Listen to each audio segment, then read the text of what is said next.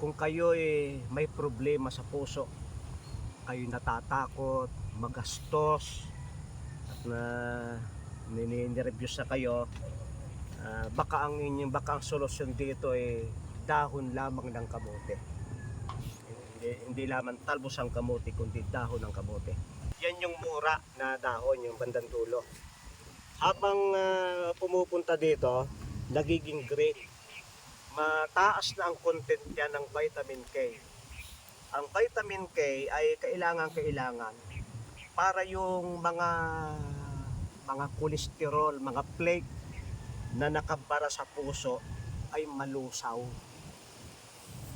Kaya't na yung panganib ng heart attack ay nababawasan nitong dahon ng kamote. Panipisin, tunawin ng unti-unti yung mga kolesterol na nakabara, na tumigas na, at saka yung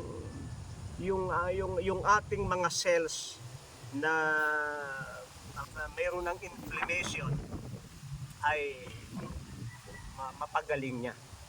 Kaya't ito ay ginagamot yung cells, pinagaganda yung ating tugo, yung daloy ng ating tugo, at pag kayo'y kumakain lagi nito ay talagang maganda itong maintenance. Ang problema ng iba, sabi, bakit ako yung kumakain ng dahon ng kamote ay mataas pa rin itong kolesterol? Ay paano hinahaluan ng hipon, hinahaluan ng baboy, laging ginisa. Tapos yung mga bagay na yon ang nakapagpapasama sa atin. At alam ba nyo itong dahon ng kamote, kapag lagi tayong kakain, nakukontrol yung cancerous cells sa pag-multiply, sa pag-mutate, nahahadlangan niya. Kaya ito ay maganda rin kainin ng mga taong may bukol-bukol. Pwedeng kainin ng salad, mas effective. Pwedeng kainin ng luto, pwedeng i-dried at gawing powder, tapos ay bubuhusan mo ng tubig na mainit o pakukuluan ng tubig na mainit. Yun ay napakabisa.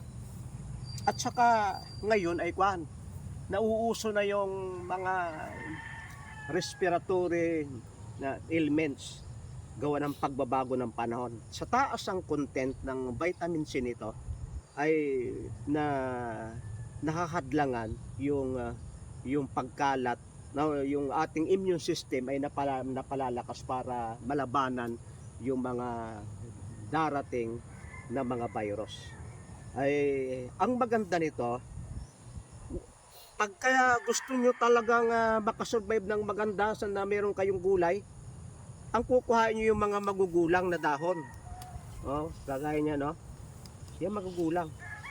Huwag niyong pakialaman yung talbos, at na mga 4 na araw magulang na rin yon. Kahit yan matured, malambot yan. Hindi kagaya ng ibang dahon na kapag matured na ay matigas.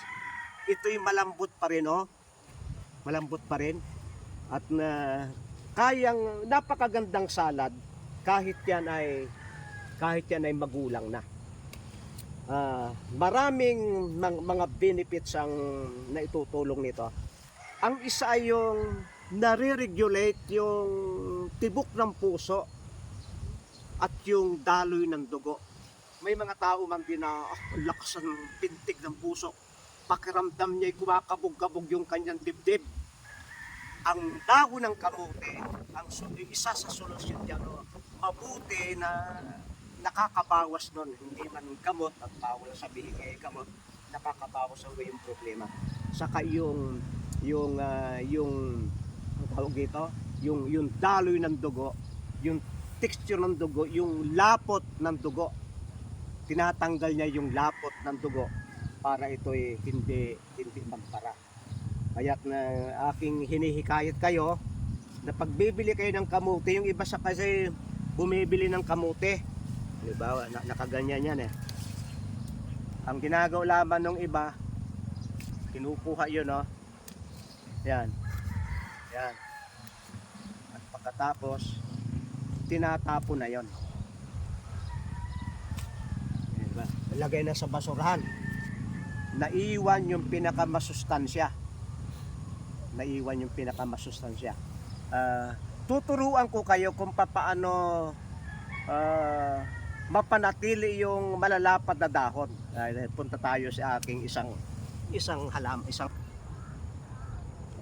bumili ako ng isang plastic na malaki. Ang halaga nito ay 28 pesos. Nilagyan ko ng mga organic. Ang kanyan ay may kusot ng niyog, may ipa ng palay, may lupa, may may chicken manure at kung ano-ano pa. May mga dahon-dahon dyan, may mga ilang kahoy. At sa ibabaw, nilagyan ko ng buko, yung pinagbiakan, para hindi gaanong sumingaw. At yan pati ay tatagas dyan, ito'y pampalamig para mahadlangan yung pag-evaporate ng tubig para hindi ka dilig ng dilig. Ang purpose ko ay kumain ng magugulang na dahon.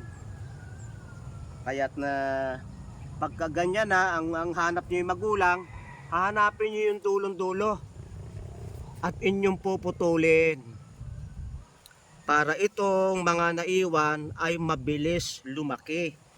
At saka magpuproduce ito ng mga sanga.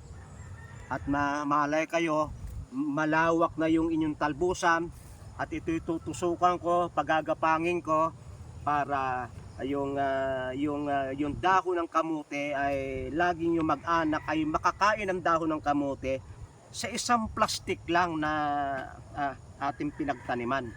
Kaya pang samantala, wala pa itong tusok, puputulin ko muna yung mga dulo. Kaya kung kayo'y namumroblema sa puso at ito'y isa lamang paraan para gumanda ang ating puso, kayo ay magkuhan ito.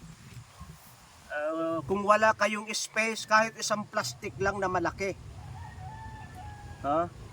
At ang ganitong plastic ay mapapalaman nyo ng maganda yan, mapapadahon ng maganda.